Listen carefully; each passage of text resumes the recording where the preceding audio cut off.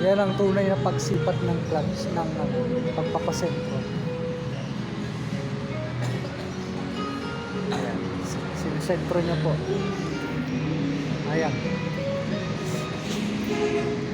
Yan po, sinisipat niya po yung yung sa transmission kung sakto.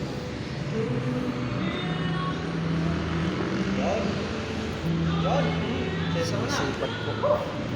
Kasi pag hindi po ginanyan, hindi po masisentro. Ayan. Sinisipat po. Sinisipat niya po yung